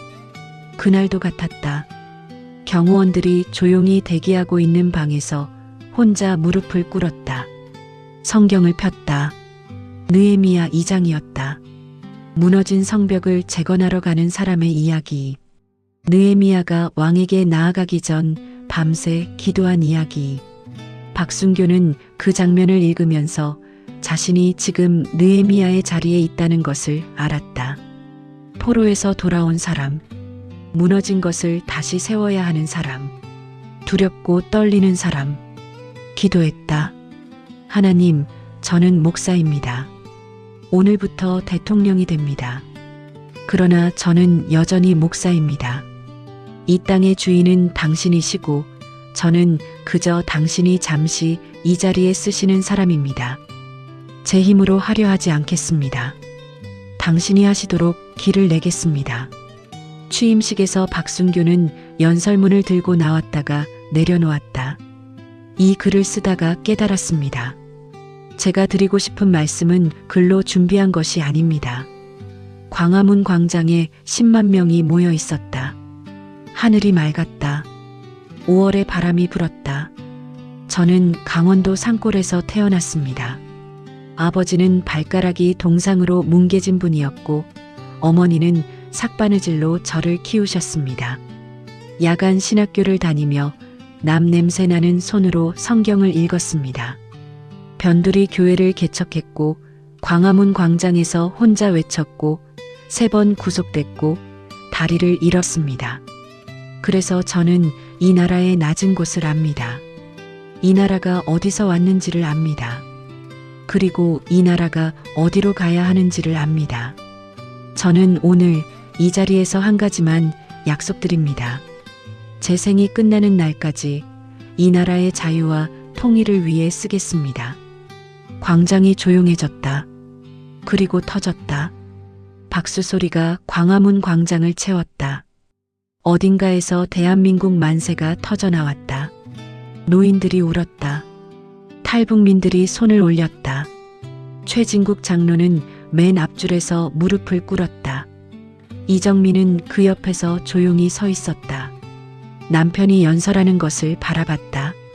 결혼한 지 30년이 지난 지금 그 얼굴이 낯설지 않았다. 구로동 창고 예배당 강단에서 처음 설교하던 그 얼굴이었다. 다만 더 깊어졌을 뿐.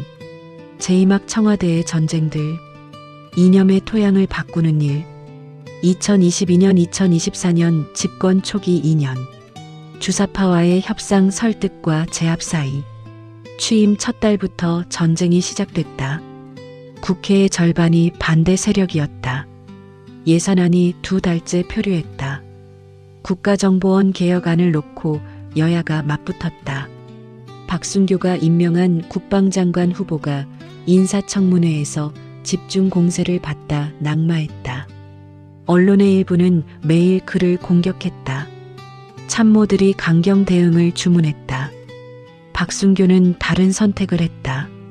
그는 야당 대표에게 직접 전화를 걸었다. 국회 회의실이 아니라 청와대 소회의실로 불렀다. 참모도 기자도 없는 자리. 커피 2잔. 박순규가 먼저 말했다. 대표님, 저는 당신이 나쁜 사람이라고 생각하지 않습니다. 그러나 당신이 잘못된 이념에 속고 있다고 생각합니다. 그것이 저의 솔직한 판단입니다. 야당 대표가 굳어졌다. 그런 말을 대통령에게서 들을 줄 몰랐다. 저는 당신과 싸우러 이 자리에 부른 것이 아닙니다. 제 말이 틀렸다면 틀렸다고 말씀해 주십시오. 그 이야기를 하고 싶습니다. 그 대화가 3시간 이어졌다. 무슨 말이 오갔는지 아무도 모른다.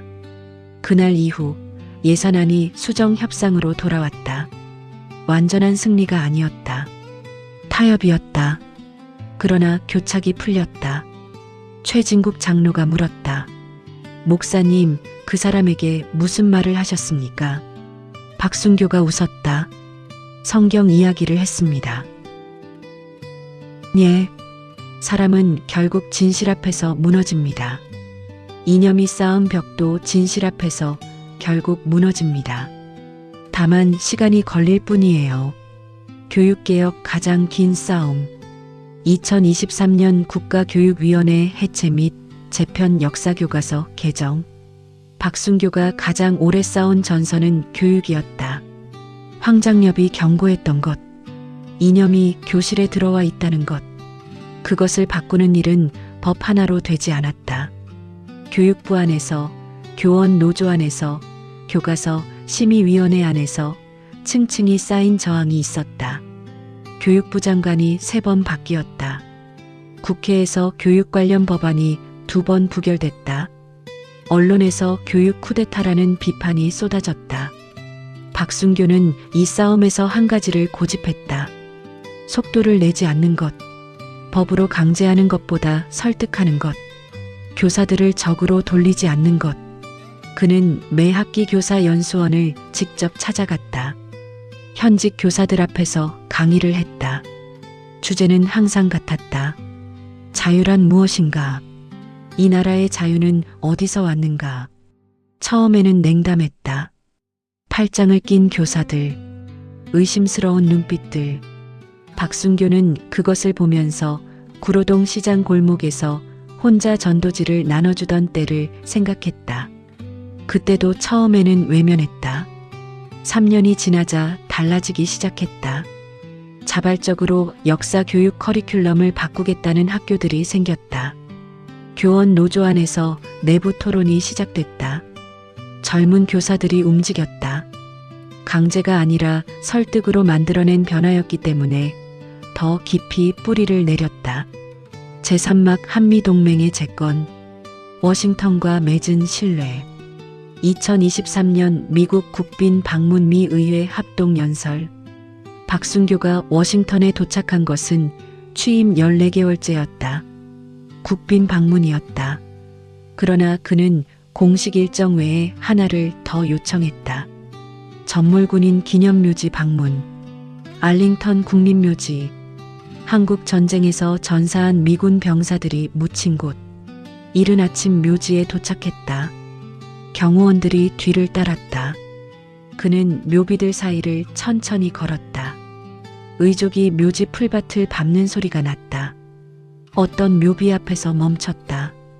1950년 한국에서 전사한 20살 미국 청년의 묘비였다. 무릎을 꿇었다. 경호원들이 당황했다.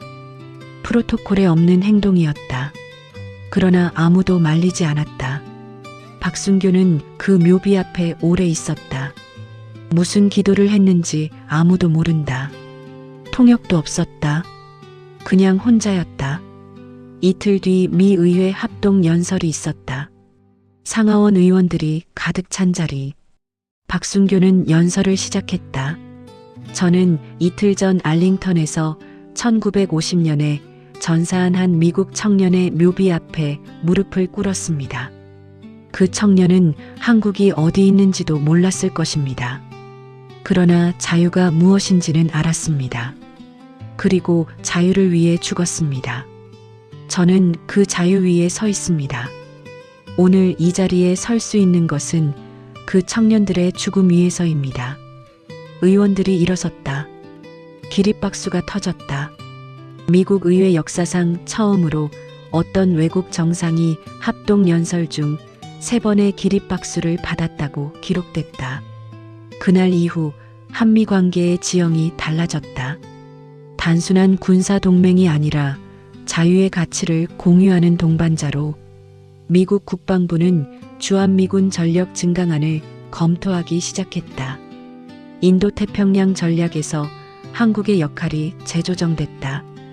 박순교는 워싱턴을 떠나는 날 제임스 코넬리와 마지막으로 만났다. 구로동 시절 선교사. 이제 미국 복음주의 선교연합 이사장이 된 사람.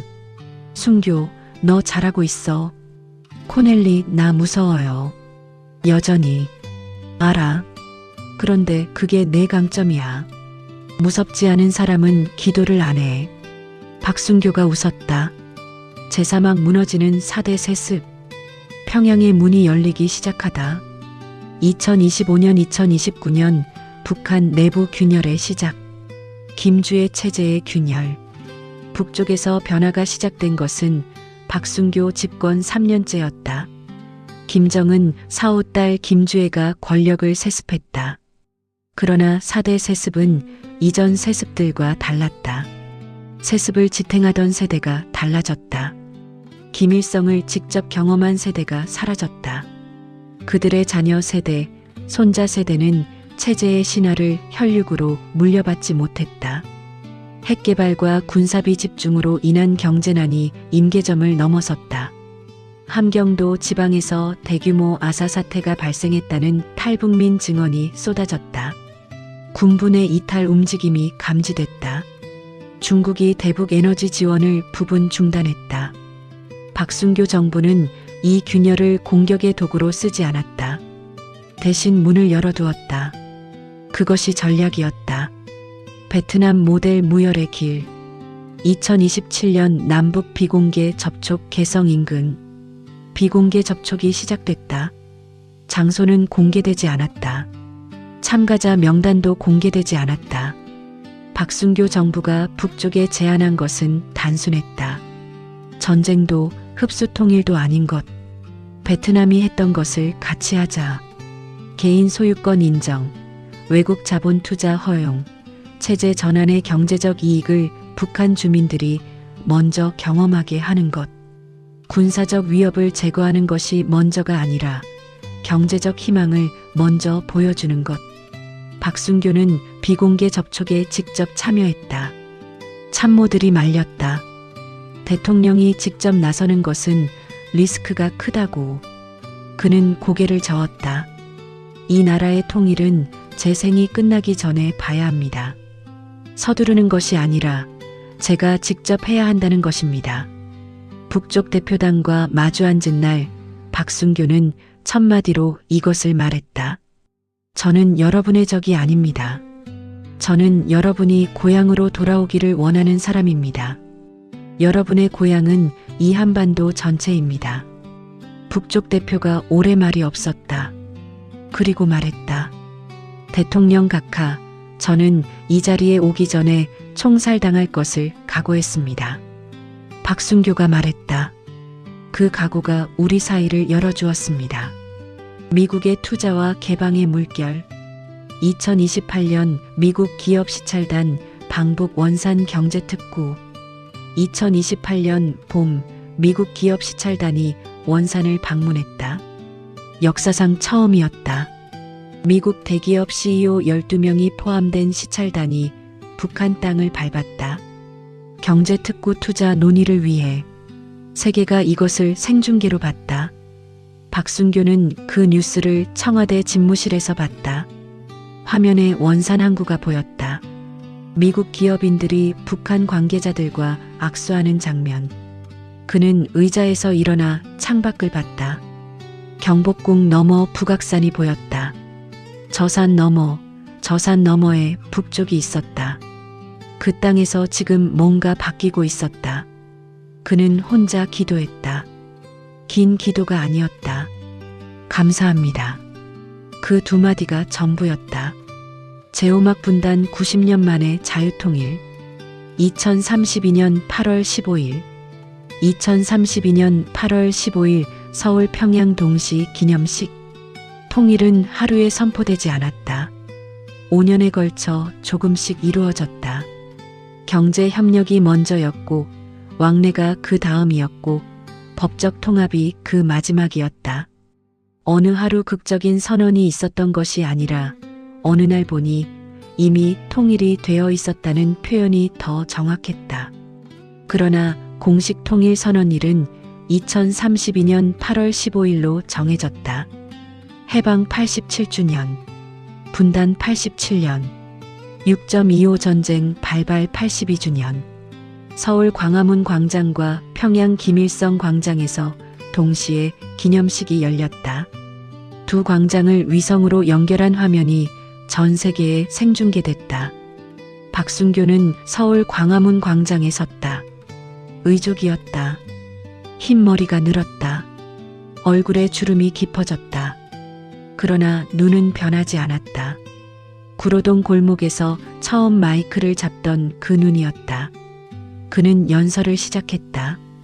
여러분, 우리가 해냈습니다. 광장에서 울음이 터졌다. 박순교는 계속했다. 저는 오늘 이 자리에서 한 분들을 기억합니다.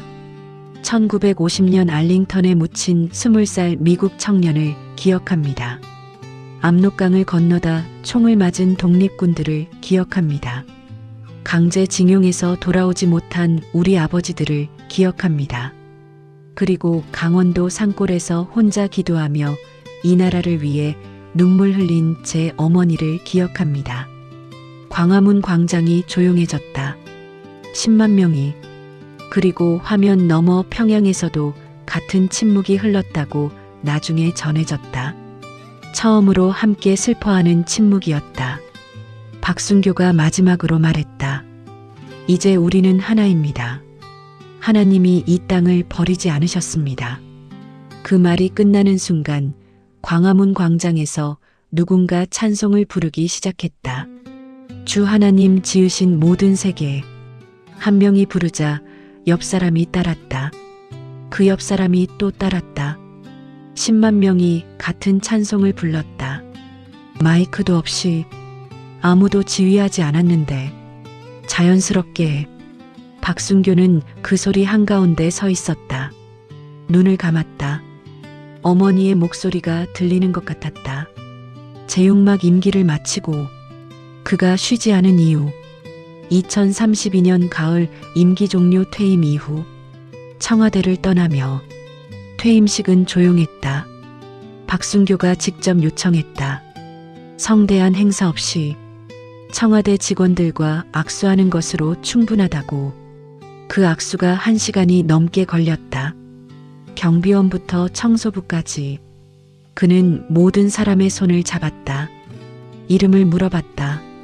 기억했다. 마지막으로 나오는 길에 본관 앞 잔디마당에서 멈췄다. 아내 이정미가 곁에 있었다. 10년 됐네요. 됐네요. 여보, 고생했어요. 이정미가 말했다. 고생은 당신이 했지. 두 사람이 잔디를 밟으며 천천히 걸어나갔다. 경호원들이 뒤를 따랐다. 청와대 문을 나서는 순간 박순교는 돌아보지 않았다. 그에게는 아직 가야 할 곳이 있었다. 쉬지 않는 몸. 2033년 퇴임 이후 전국 순회 해외 동포 방문. 퇴임 이후 그가 쉴 것이라고 생각한 사람들은 그를 몰랐다. 북한 지역 현장을 방문했다. 함흥, 청진, 원산을 직접 걸었다. 이제 막 세워지기 시작한 교회들을 찾아갔다. 탈북민 출신 목사들이 세운 예배 공동체들을. 그들의 손을 잡고 함께 기도했다. 이정미가 말했다. 여보, 이제 쉬어요. 몸이 말을 안 들어요. 알아요. 조금만 더가 그의 버릇이었다.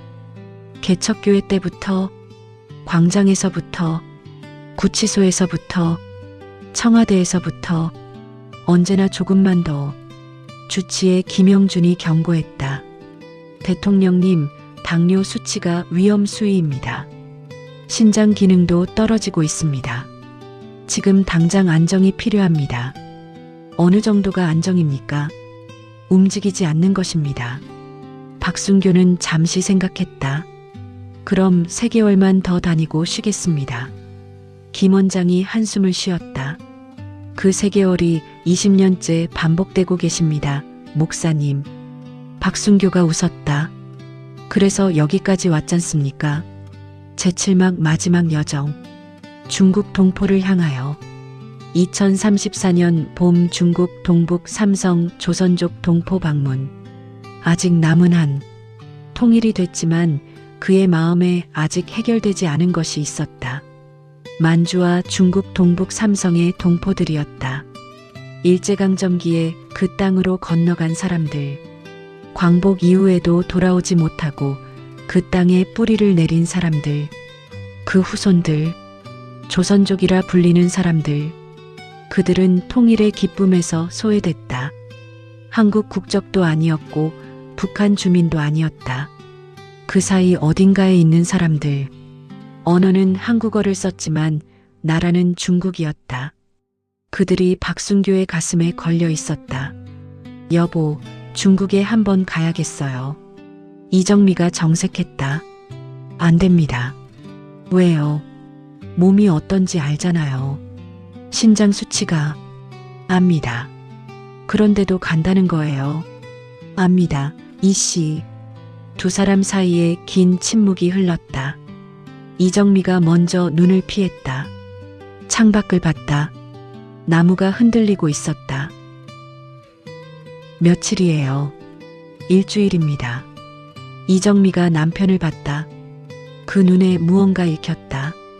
이 여정이 마지막이 될 수 있다는 것을, 그것을 남편도 알고 자신도 안다는 것을, 그러나 그것을 막을 수 없다는 것을. 함께 가겠어요. 이씨, 함께 가겠다고요. 그것으로 결정됐다.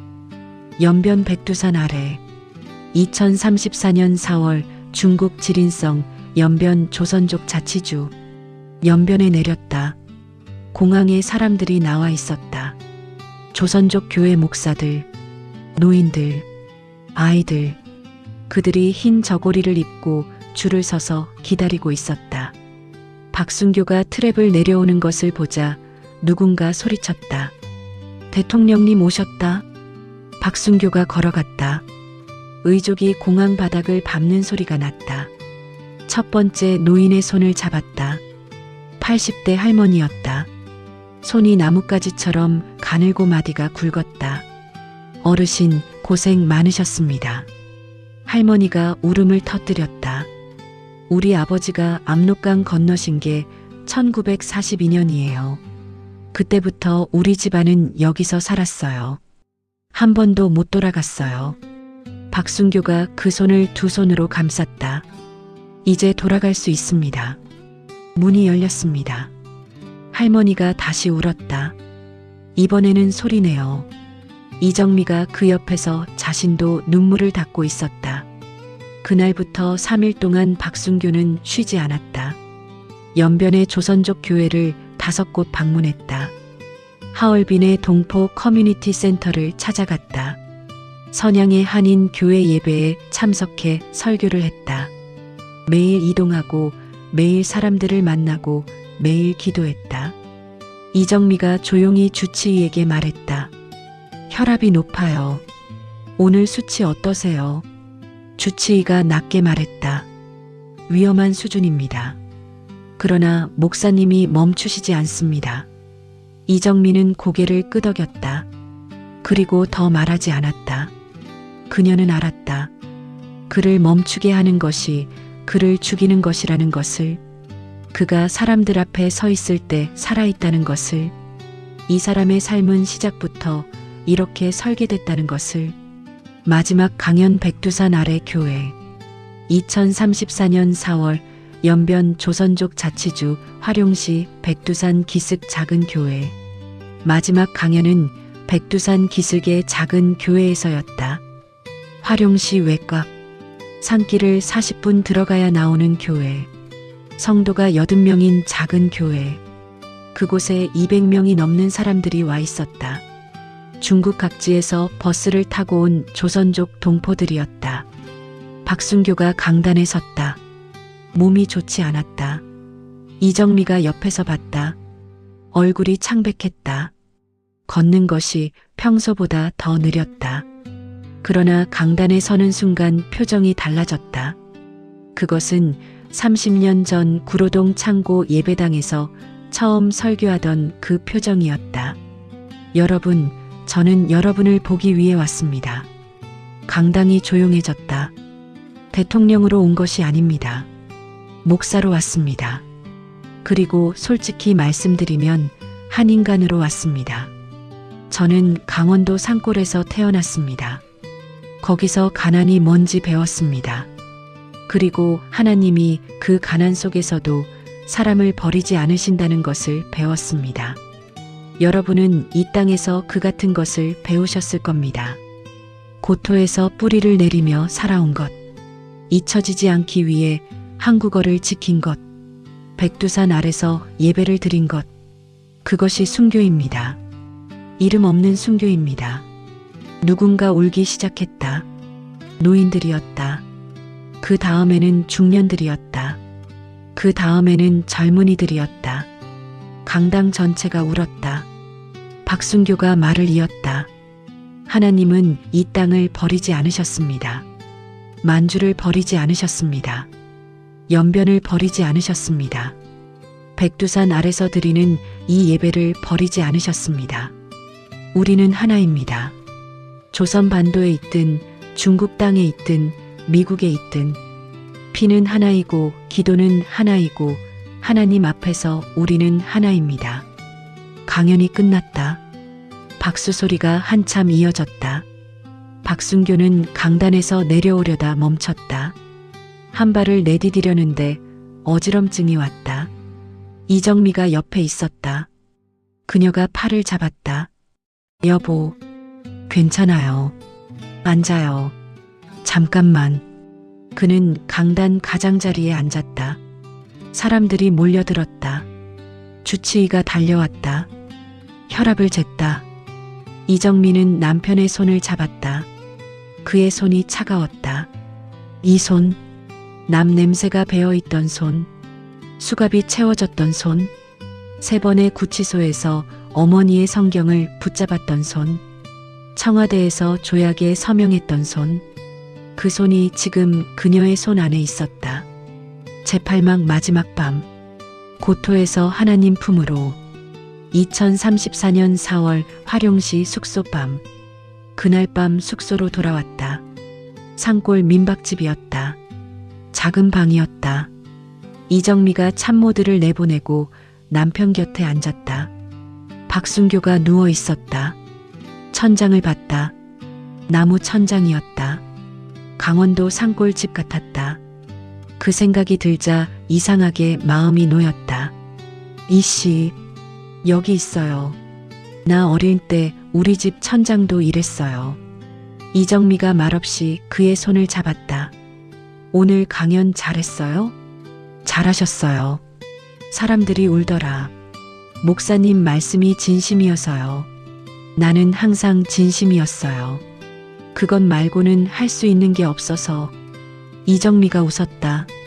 알아요. 밤이 깊어졌다. 백두산 아래의 밤이었다. 별이 많았다. 숙소 창문 너머로 별이 가득했다. 박순교가 천천히 말했다. 이씨, 나 기도 좀 해도 되겠어요? 하세요. 그는 눈을 감았다. 이정미도 눈을 감았다. 박순교가 기도를 시작했다. 처음에는 속삭임이었다. 그리고 점점 조용해졌다. 하나님, 저는 강원도 산골에서 왔습니다. 당신이 거기서 저를 불러내셨습니다. 남냄새 나는 인쇄소에서, 야간 신학교에서, 구로동 골목에서, 광화문 광장에서, 구치소에서, 병원 수술대에서, 청와대에서, 그리고 오늘 이 백두산 아래까지 저는 당신이 이끄시는 대로 왔습니다. 두려울 때도 왔고, 지칠 때도 왔고, 무너질 것 같을 때도 왔습니다. 당신이 손을 잡아주셨습니다. 이제 제 손을 놓으셔도 됩니다. 당신의 손으로 저를 받아주십시오. 이정미가 눈물을 흘렸다. 소리 없이. 기도가 끝난 뒤 침묵이 왔다. 긴 침묵. 창밖에 별이 있었다. 박순교가 조용히 말했다. 이씨, 별이 많네요. 많네요. 어머니가 저 별 어딘가에 계실 것 같아. 그럴 것 같아요. 곧 가겠다고 전해줄 수 있으면 좋겠는데. 이정미가 대답하지 못했다. 눈물이 흘렀다. 여보. 그러나 박순교는 이미 눈을 감고 있었다. 평화로운 얼굴이었다. 잠든 것 같았다. 그러나 아침에 눈을 뜨지 않았다. 백두산 아래, 고토의 밤, 중국 동북 삼성의 별빛 아래에서 박순교는 하나님의 품으로 돌아갔다. 향년 76세. 순교라는 이름을 온전히 살다 간 한 인간. 에필로그 그가 남긴 것들. 잊을 수 없는 사람. 2034년 국가장례 전국의 애도. 나라가 울다. 그의 서거 소식이 전해지자 나라가 멈췄다. 정부는 즉각 국가장례를 선포했다.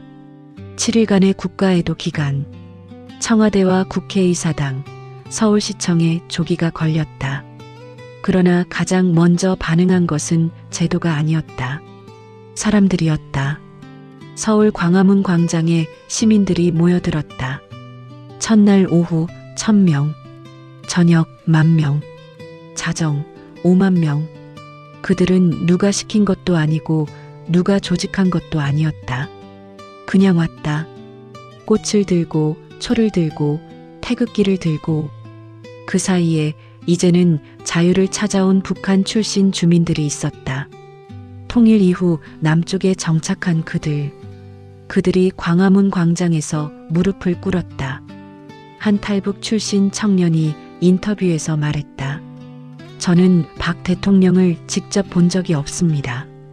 그러나 그가 3번 구속됐을 때, 그가 다리를 잃었을 때, 그가 포기하지 않았을 때 그것이 저에게 전해졌습니다. 언젠가는 누군가가 우리를 잊지 않고 있다는 것이, 그것이 저를 살게 했습니다. 연변이 울다. 중국 연변에서도 소식이 전해졌다. 화룡시 백두산 기슭의 작은 교회에 그가 마지막으로 강연했던 그 교회에 사람들이 모여들었다. 꽃을 가져왔다. 무릎을 꿇었다. 기도했다. 그 교회 담임 목사 이명수가 나중에 이렇게 말했다. 목사님이 돌아가신 다음 날 새벽 우리 교회에서 새벽 기도를 했습니다.